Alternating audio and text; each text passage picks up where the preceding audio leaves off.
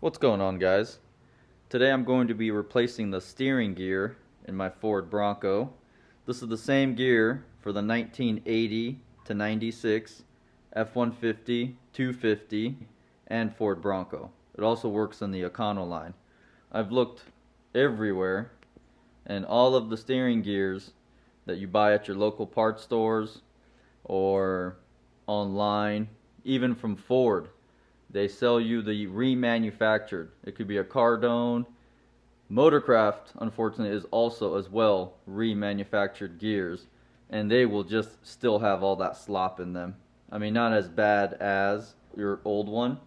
So I went ahead and purchased this reman gear from a company called RedHead.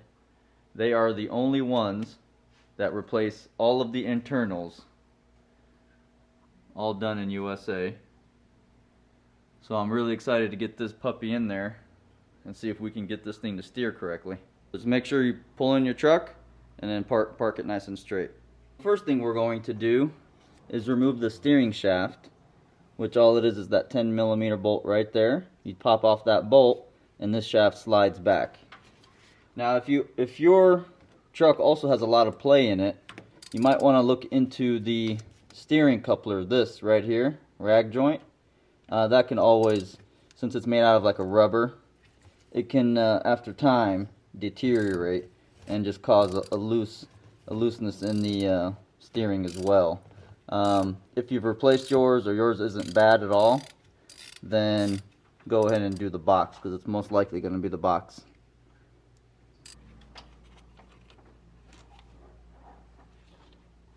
Okay. Now your shaft should slide right out, just like that.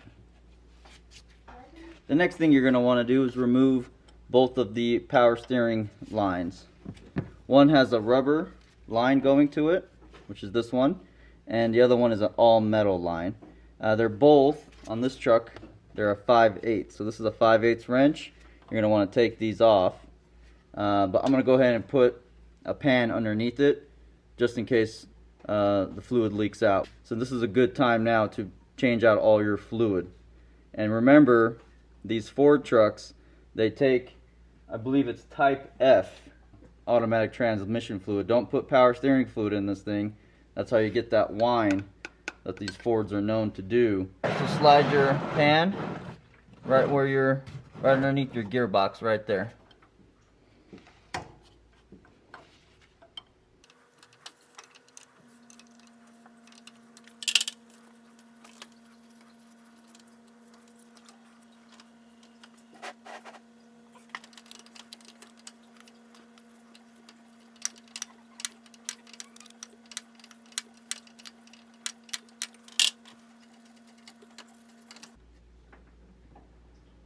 So the next thing you do is to remove the Pitman arm from the steering gear.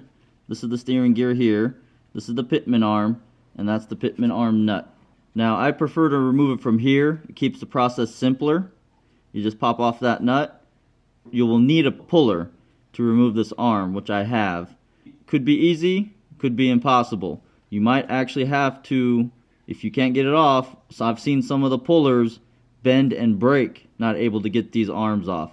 So luckily my box has been leaking. Not only was the steering way off, and I was just hacksawing everywhere I was going with the steering wheel back and forth, it's also leaking. It was leaking from the seal right in here.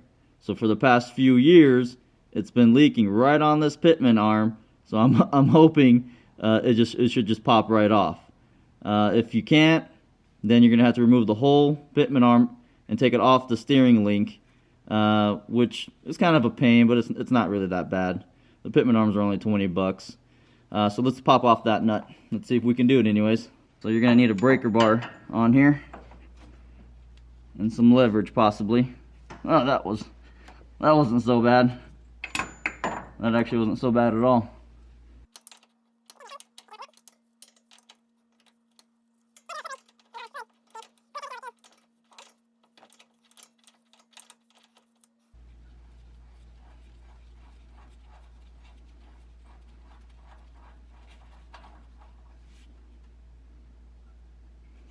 I went and bought my own instead of just renting it, you can actually just rent it from the parts store.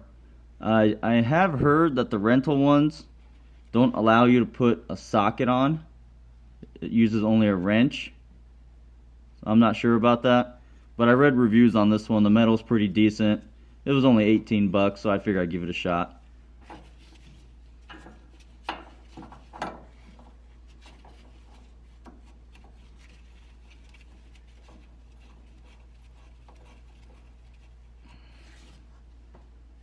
Alright guys, let me show you where I'm at on this. So I have my Pitman arm puller set up. I know I said you'll be able to use a socket on it, and that's the reason why you should buy your own tool and all that. But this is where the bolt goes to the Pitman arm. Well, it's really close to the front differential on a four-wheel drive vehicle. So if you have a two-wheel drive vehicle, this should be somewhat easier. It's still hard. Turning this bolt to release this lever is a challenge. So what I ended up having to do, since I have a four-wheel drive model, I had to jack up the car a little bit to get the pumpkin down somewhat. I still can't get a socket on there. What I'm having to do is use a concoction. It's a 19 millimeter. So I put the 19 millimeter wrench on there. Give it a tap, make sure it's on there nice and snug. Alright. And that's not optimal, but I'm using another wrench as leverage against it. Otherwise you will not be able to move this thing. So I'm turning it about a quarter turn at a time, and then it gets extremely tough. So then after you do that quarter-inch turn, give the Pitman arm a tap or two, you know? Kind of like unsettle it a little bit. And then I put my 19 wrench. I put my doohickey on here, you know, like that, and I go for it. You just gotta go for it right here, just like that. See? Let's see if I'm lucky enough to get another turn on there. I've already done this a few times, tested out the procedure before I showed you guys, see if it would work. All right, I think we're in business here. These arms are on here so tight. I can only imagine if you're in a state where it snows and you have salt on the road and this thing would be rusted on there, it would literally be one piece. I mean, I've seen the toughest people just give up on this thing and just buy a whole arm. So luckily, I was able to get it off in that fashion. If you're gonna have to use a wrench, make sure you use this end. There's no way you'll be able to take it off with this end. It'll just strip, because I did so. I tried it. It stripped.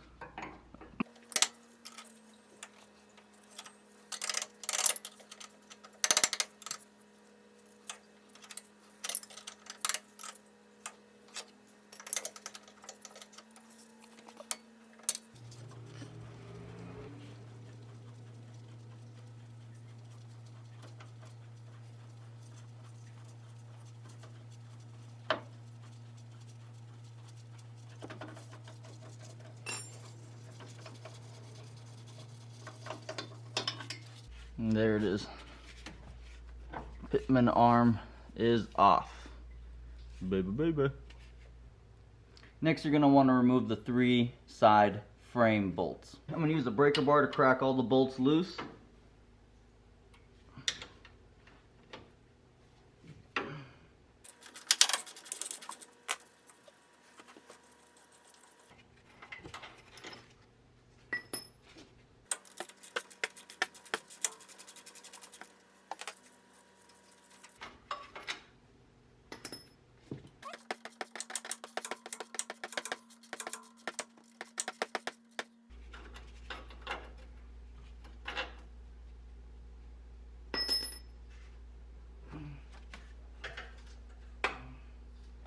Here's the box. My 2 steering gears out side by side here as a comparison. It's a Ford. You know, RedHead uses a Ford core. Everything again is rebuilt on the inside. I tested the play here on the old one, and it is bad. I mean, you can move this a pretty decent amount, and that bad boy down there is not moving. This one's nice and still. I can't even turn it. Like, this is just not even turning with me. So, alright, we're gonna go ahead and install this bad boy.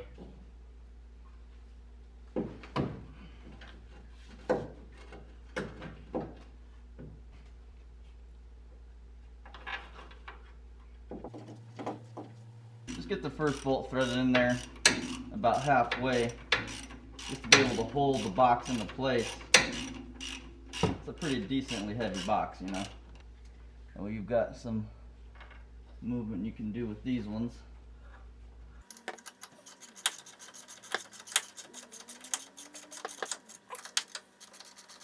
So the third bolt, get that third bolt in there.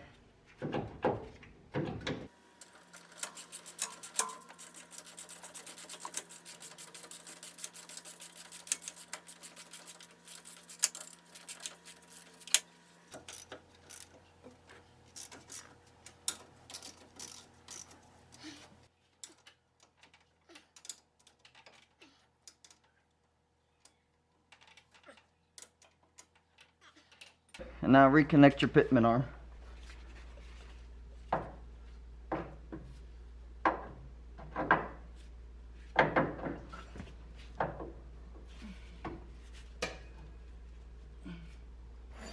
Give it a little love tap.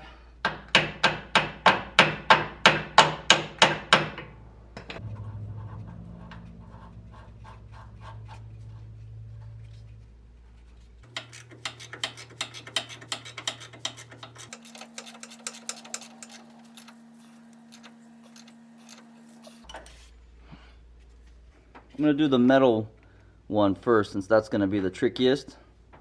Since it's made out of metal, the pipe doesn't really give too much. So, we'll see how it goes.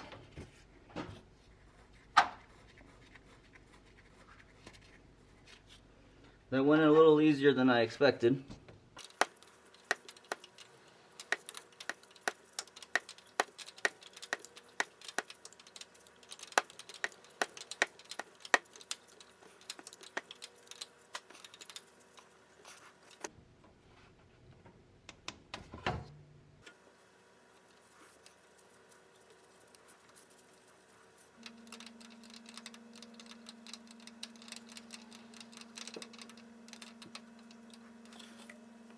Next, we have to connect the steering shaft.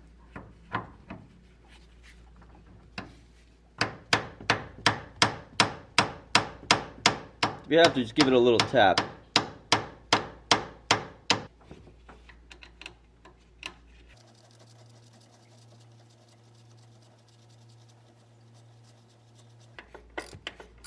Make sure it's tightened all the way. Fill up the fluid now to about the cold mark, and then fire up your truck, and while it's there idling, turn it from lock to lock each side with the cap off to get the air bubbles out of the system.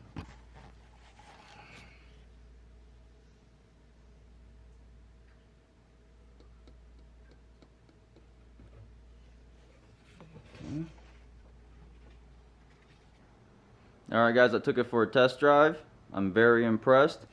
It goes down the road nice and straight. Steering wheel is nice and firm. No play. There's like a little tiny bit of play, I'd say, and I would blame it on the steering shaft. It's a two-piece steering shaft, so it's a telescoping steering shaft. There is a little bit of play in that joint in between each other. So this would be the next thing that I'm going to replace here. I give it a thumbs up. This is a great box right here. A lot better than any other reman that you're going to get. Yeah, the price was about $260 if you send them the core. I'm going to end up keeping my core. Well, that's it for this video. So, thanks a lot for watching, guys.